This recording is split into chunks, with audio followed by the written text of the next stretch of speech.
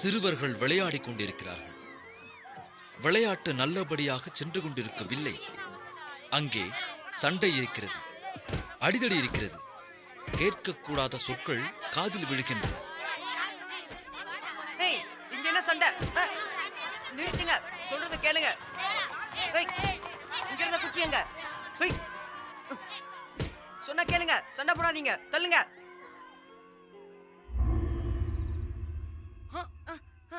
John, யார் நீங்க? என் கண்ணெல்லாம் கூசுதே, என்னால பார்க்க முடியல. யார் நீங்க? சொல்லுங்க.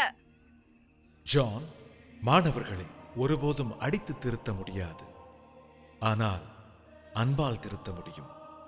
அவர்களை அன்பால் திருத்து. பாவம் எவ்வளவு அருவருப்பானது என்றும் நற்பண்பு எவ்வளவு அழகானது என்றும் அவர்களுக்கு கற்றுக்கொடு.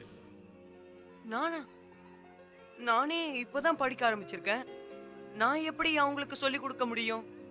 இறைவனுக்கு கீழ்ப்படிந்தவனாக இரு, உனக்கு ஞானம் கொடுக்கப்படும்.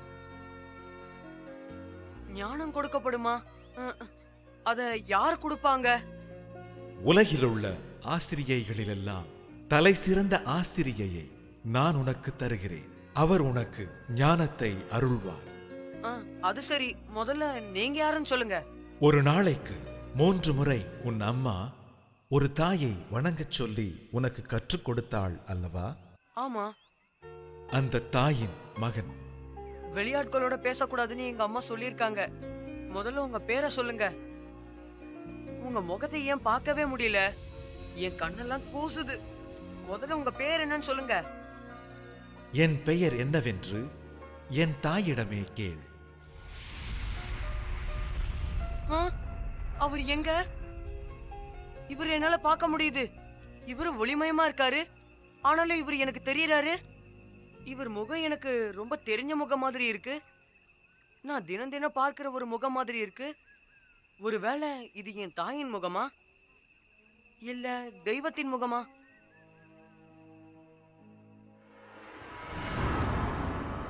ஜான், அங்கே கவனி. அந்த மாணவர்கள் எங்க? அவங்களுக்கு பதிலா மிருகங்கள் இருக்கு. ஜான், இப்பொழுது பார்.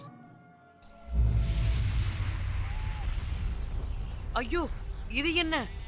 அந்த மிருகங்களுக்கு பதிலா அங்க ஆடுங்கள்லாம் இருக்கு. அந்த மாணவர்கள் தான் மிருகங்கள்.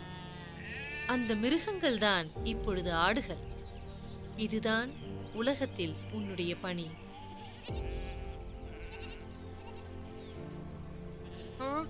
எனக்கு ஒண்ணுமே புரியலையே. நீ வளர வளர நான் என்ன சொன்னேன் என்பது உனக்கு புரியும். அம்மா,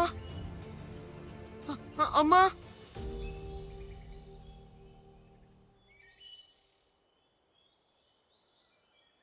நீ தூங்கும் பொழுது வருவதல்ல கனவு, உன்னை தூங்க விடாமல் செய்வதே கனவு என்றார் டாக்டர் அப்துல் கலாம்.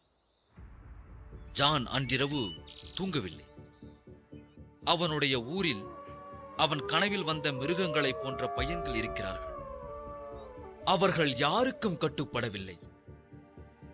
திருடினார்கள், பொய் சொன்னார்கள், பிடிபட்டார்கள்.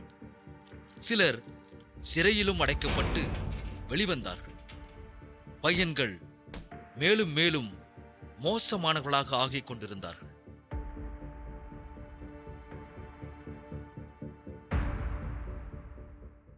சின்ன ஜான் அவர்களை கூப்பிட்டு அவர்களுக்கு நற்கருத்துக்களை சொல்ல விரும்பினான். அவர்களை எப்படி கூப்பிடுவது?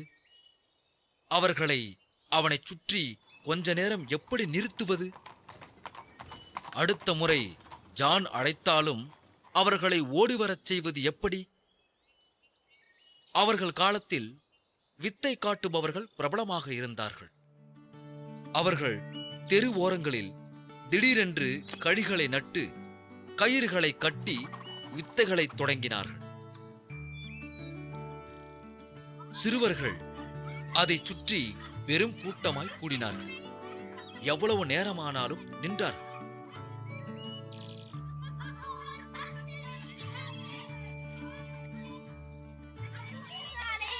ஜான் வித்தை காட்டுபவர்களின் கூட்டத்திற்கு போனான்.